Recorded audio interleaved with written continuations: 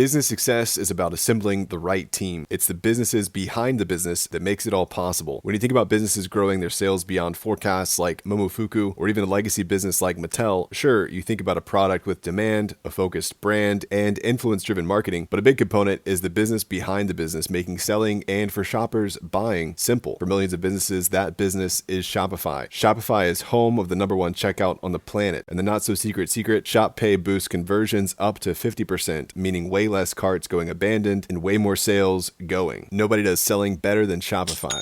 So if you're into growing your business, your commerce platform better be ready to sell wherever your customers are scrolling or strolling on the web, in your store, in their feed, and everywhere in between. Businesses that sell more sell on Shopify. Upgrade your business and get the same checkout Momofuku uses. Sign up for your $1 per month trial period at shopify.com/DCR, all lowercase. Go to shopify.com/DCR to upgrade your selling today. That's shopify.com/DCR.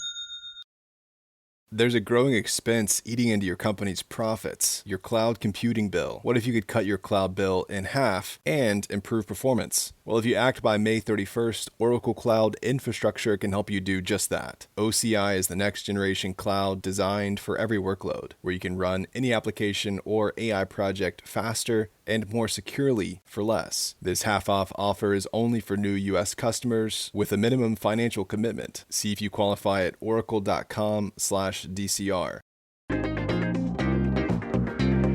It's 8 a.m. Eastern, April 28th, and this is your daily crypto report. Bitcoin is up slightly at $95,232. ETH is up 0.5% at $1,815. XRP is down slightly at $2.31. Well, Nike is being sued for $5 million by buyers of Nike-themed NFTs after the company shut down its NFT ARM artifact in January. The class action lawsuit claims Nike pulled a rug pull and sold unregistered securities, arguing the NFTs were hyped using Nike's brand power and meant for trading on secondary markets. After Artifact's closure, NFT values crashed. Investors say they wouldn't have bought the NFTs if they knew Nike would shut down the project. The lawsuit cites consumer protection violations in New York, California, Florida, and Oregon. Nike bought Artifact in late 2021 and just announced the shutdown this December. Some Artifact NFT images briefly disappeared last week due to a Cloudflare issue. Crypto lender Nexo is re-entering the U.S. market after nearly 2 years away, following regulatory issues that led to a $45 million settlement with federal and state agencies. Nexo originally left in 2022 after facing accusations of failing to register its earned interest product, but avoided bankruptcy unlike rivals BlockFi, Celsius, and Voyager. The company announced its return at a private event, saying it will relaunch crypto savings accounts, asset-backed loans, and more for retail and institutional clients. The move comes as the Trump administration signals a friendlier approach to crypto regulation. Solana-based DeFi protocol Loopscale is working with the exploiter behind its recent $5.8 million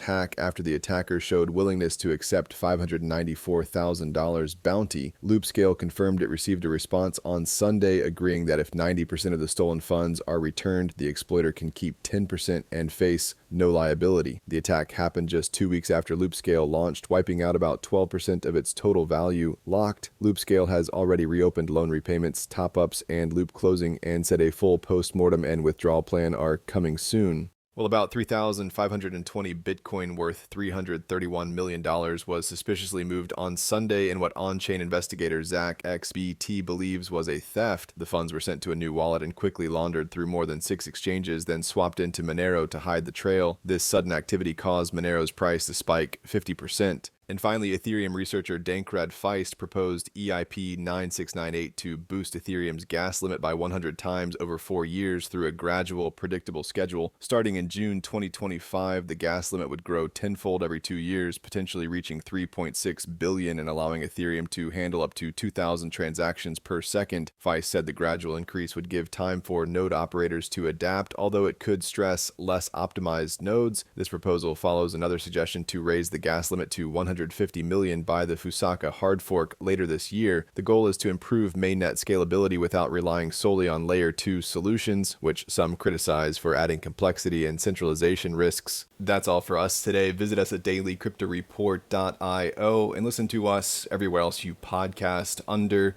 Daily Crypto Report.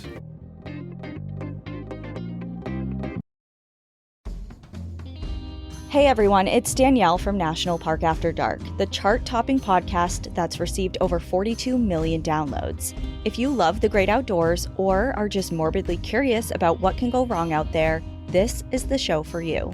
Each week on National Park After Dark, my co-host and I dive into the darker side of nature. Epic survival stories, tragic history, animal encounters, and yes, even some paranormal encounters. But it's not all chills and thrills. We also share inspiring tales and our passion for protecting the wild places we all love. So lace up your hiking boots and take a walk on the dark side of the wilderness with us on National Park After Dark. If you're feeling overwhelmed by the news cycle, you are not alone. I'm Emma Varvaloucas, and along with Progress Network founder Zachary Karabell, I host What Could Go Right, a podcast that looks beyond the headlines to uncover progress happening in the world, even in difficult times. Each week, we sit down with experts to discuss today's biggest challenges, without ignoring the hard stuff. We bring nuance, insight, and a forward-looking perspective to help make sense of the current moment. Fight the urge to doom scroll. Tune in to What Could Go Right instead, wherever you get your podcasts.